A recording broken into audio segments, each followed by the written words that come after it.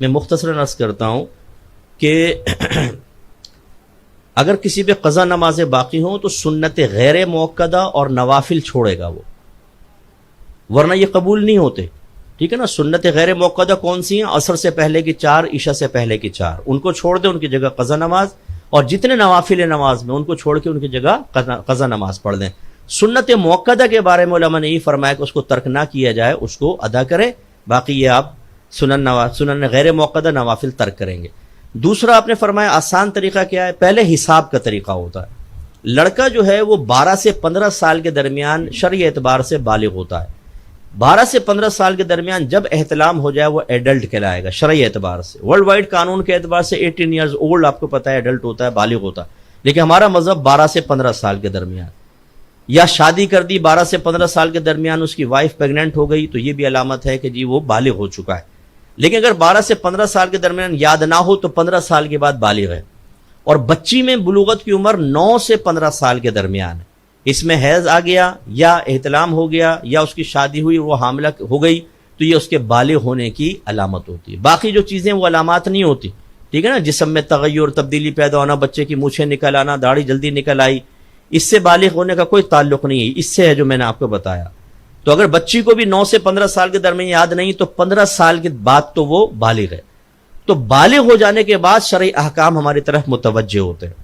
تو اگر کسی کو یاد نہیں ہے تو 15 سال کے بعد سے حساب کر لے. اندازہ کرنا ہوتا ہے کیونکہ ہمیں نہیں پتا ہوتا کتنی نمازیں نکلی ہیں یا کتنے روزے چھوٹے ہیں. بعض اوقات لوگ حساب نہیں کرتے. تو میں نے شروع میں بتایا تھا کہ اپنے ذہن میں کر لیں اندازہ، دل سے پوچھیں کتنے سال کی نماز. اگر میں سب قضا کو جمع کروں کتنے سال کی بنے گی؟ 6 مہینے، سال، 2 سال، 3 سال، 4 سال. جہاں دل مطمئن ہو جائے کہ ہاں اس سے زیادہ نہیں، بس وہ لکھ لیں. مثلا دل مطمئن ہوا 5 سال کی نمازیں لکھ لیں.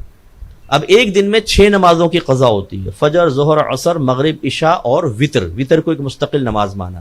ایک دن کی 6. مہینے کی نکالنی ہو تو کیا کریں گے؟ اس کو 30 سے ملٹیپلائی کریں، مہینے کی نکل آئی. پھر 12 سے کریں گے تو سال کی نکل آئی. ٹھیک ہے.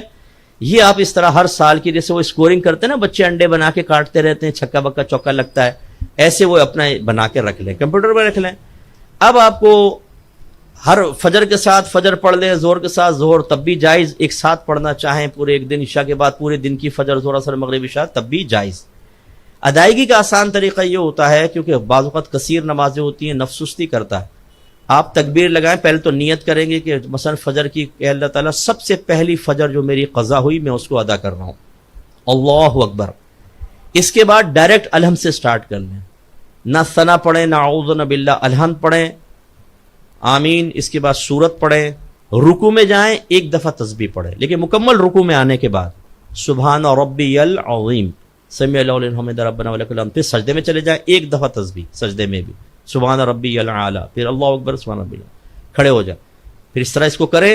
اگر 2 رکعت نماز ہے جیسے تو اتحیات پڑھیں گے تو اتحیات پڑھ کر اللہم صلی علی محمد اور سلام پھیر دیں.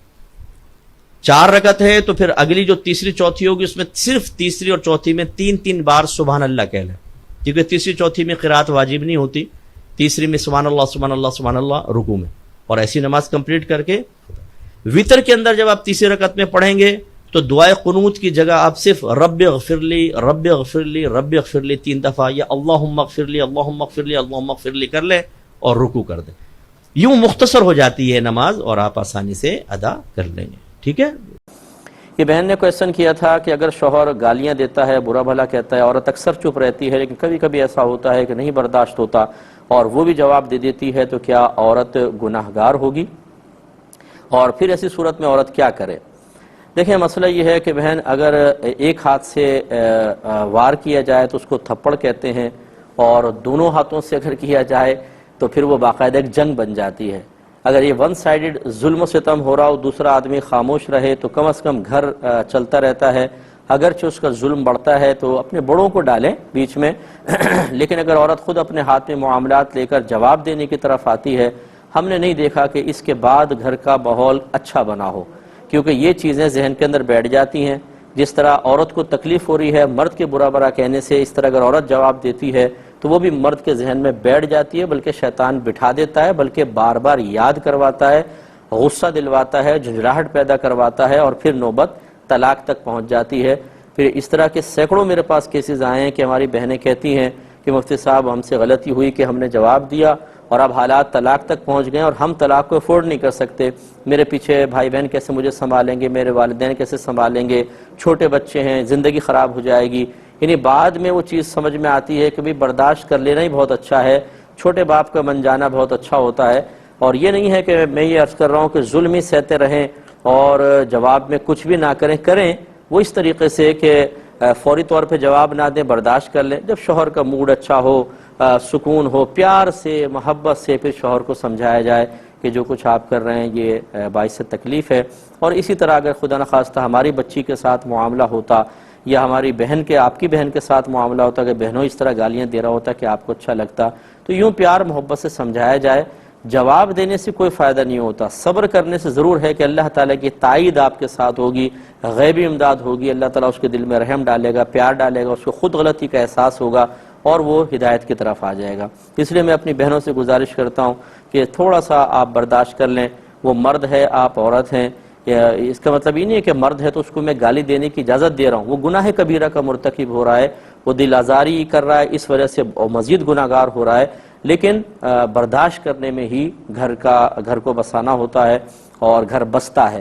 اور پھر جب آپ کی اگر بچیاں ہیں، خاص طور پر اگر بچیاں یہ ماحول دیکھتی ہیں کہ ماں دو بدو جنگ کر رہی ہے، جواب دے رہی ہے، تو بچیوں میں بھی یہ چیز آتی ہے۔ ہو سکتا ہے آپ کے گھر میں طلاق تک نوبت نہ پہنچے، لیکن جب بچی عادات کو اپنا کر کبھی سسرال گئی اور اس طرح معاملہ ہوا اور اس نے ماں کے نقش قدم پہ چلتے ہوئے جواب دیا، تو بعض اوقات بچیوں کو طلاقیں ہو جاتی ہیں۔ ہر جگہ ہر ایک اتنی برداشت والا ہوتا نہیں ہے، پھر وہ مائیں پچھتاتی ہیں کہ ہم نے کیا تربیت کر دی بچیوں کے، کیسا معاملہ ہوا۔ بہرحال دونوں جانبین سے احتیاط کرنی چاہیے، لیکن ہماری بہنیں اپنے گھر کو بسانے کے لیے اور قائم رکھنے کے لیے تھوڑا سا قوت برداشت کا زیادہ مظاہرہ کریں تو آپ کے درجات بھی بلند ہوں گے انشاءاللہ، اللہ تعالیٰ کی تائید آپ کے ساتھ ہوگی، برکت پیدا ہوگی انشاءاللہ، ماحول خراب نہیں ہوگا مزید۔ ایک بہن نے فرمایا کہ بعض لوگ کہتے ہیں کہ اگر چھٹیا عورت باندھے تو نیچے گرہ نہیں لگانی چاہیے، یہ منع ہے۔ دیکھیں ایسی کوئی ممانعت نہیں ہے، جب بھی کوئی اس طرح کی کوئی کنڈیشن لگائے اس سے کہیں کہ بتاؤ کہاں لکھا ہے، بھائی کہیں تو لکھا ہوگا نا، آپ اس کو دکھائیے کہاں لکھا ہے۔ اپنے پاس سے اس طرح کے ہمارے گھروں کے اندر اتنی چیزیں بنی ہوتی ہیں، پاؤں نہ ہلاؤ بے برکتی ہو جائے گی، اور جوتی پہ جوتی رکھ دی تو پتہ نہیں سفر کرنا پڑ جائے گا، جوتی الٹی ہو تو معاذ اللہ ثم معاذ اللہ کہہ دیتے ہیں، بعض وقت یہ لفظ بھی کانوں میں پڑھیں، جی معاذ اللہ اللہ کو اس طرح لعنت ہو رہی ہے، لا حول ولا قوت الا باللہ۔ اگر جوتی الٹی ہے بھی تو اس وجہ سے اس کو سیدھا کر دینا کہ جی آسمان کی طرف رخ ہے اور آسمان نزول وحی کا مقام رہا ہے، اس وجہ سے تعظیماً کر دیں الگ بات ہے، ورنہ اللہ تعالیٰ معاذ اللہ کوئی اوپر تو نہیں ہے، اللہ کے لیے کوئی سمت کوئی جگہ متعین کرنا بالکل غلط ہے۔ یہ تو پھر یہ کس طرح کہا بھی یہ جوتی کا رخ معاذ اللہ کی طرف ہو گیا۔ تو ہمارے ہاں جہالتیں بہت زیادہ ہیں اور یہ اکثر ہمارے خاندانوں کے اندر بڑوں سے وائرس منتقل ہو کر اگلی نسلوں تک پہنچتا ہے۔ تو اس لیے خدا را میں تو اکثر یہ کہتا ہوں کہ جو آپ کے گھر میں نظریات اور معمولات ہیں ایک دفعہ ان کی پوری لسٹ بنائیں، تھوڑی سی تفصیل سے لکھ لیں اور اچھے مستند مفتیان کرام سے معلوم کر لیں کہ بھئی ان میں سے کتنی چیزیں خرافات پر مشتمل ہیں اور کتنی قرآن و حدیث کے مطابق ہیں۔ جو مطابق ہوں ان کو قائم رکھیں اور باقی کے سلسلے میں علم بغاوت اٹھائیں شرعی غیرت کے ساتھ اور ہمت اور جرأت کے ساتھ، تاکہ یہ بدعتیں ختم ہوں اور ہمارا گھر سنتوں کا گہوارہ بن جائے۔ کہ نظر آنے والی نجاست اگر کہیں لگی ہو تو کہتے ہیں 3 بار کپڑے سے اس کو یا کسی چیز سے پونچھ دیں، صاف کر دیں تو وہ پاک ہو جاتی ہے۔ جیسے یہ بالکل چکنی سطح ہے اس پہ نجاست گرے گی تو چونکہ مسام نہیں ہے، یہ جذب نہیں کرے گی نجاست کو، تو اس کو پاک کرنے کا طریقہ ایک تو پانی بہا دیں، اور یہ دوسرا طریقہ یہ ہے کہ کوئی ٹیشو وغیرہ لے کر ایک دفعہ اس کو صاف کریں، پھینک دیں، پھر دوبارہ دوسرے ٹیشو سے تیسرے ٹیشو سے، حتیٰ کہ جب نجاست کی اسمیل اور رنگت وغیرہ بالکل نظر نہیں آ رہی تو اس کو پاک مانا جائے گا۔ وہ کہتی ہیں تو نظر آنے والی نجاست کے بارے میں ہے، جو نظر نہ آئے اس کے بارے میں کیا حکم ہوگا؟ تو یہی میں ان سے کویسچن کرنے لگا تھا کہ نظر نہ آنے کا کیا مطلب ہے، یہ مجھے سمجھ میں نہیں آیا۔ اگر تو یہ کہہ رہی ہیں کہ نجاست تو کہیں گری ہے یہاں پر، لیکن کس مقام پر ہے یہ پتہ نہیں، جیسے بچے نے پیشاب کیا اور چھینٹیں ادھر بھی آ کے گر گئی مثلا ٹیبل پہ اور اس کی سطح بالکل چکنی ہے، اب وہ کہاں کہاں یہ پتہ نہیں، تو کیا حکم شرع ہوگا؟ اگر یہ کہنے کا مقصد ہے تو پھر یہ اس میں حکم یہ ہوگا کہ آپ پوری کو ایک دفعہ جیسے کپڑا کریں تھوڑا سا یوں پورے کے اوپر اس کو پھیر کے ہٹا دیں، پھر اس کو دھو لیں، اس کو پھر دوبارہ اس کو شروع سے لائیں اور آخر تک بالکل اس طرح اسٹریٹ لے جائیں، پھر تیسری مرتبہ ایسا کریں تو یہ پاک کہلائے گی. کیونکہ نظر نہیں آ رہی، بس 3 دفعہ اس کو گویا کہ پھیر دیں اس پہ گیلا کپڑا، 1 مرتبہ 2 مرتبہ 3 مرتبہ، لیکن ایسے کہ اس ایک کنارے سے شروع کریں، دونوں طرف پکڑ لیں اور یوں پورا لا کر ادھر، اسی طرح پھر دوسری مرتبہ، پھر تیسری مرتبہ، لیکن ہر مرتبہ کپڑے کو درمیان میں دھو لیں یا دوسرا کپڑا یوز کریں. اسی کو نہیں کر لیجیے گا، وہ تو پہلی ناپاک ہے پھر وہ دوبارہ ناپاک کر دے گا سب کو، یہ ضروری ہوگا.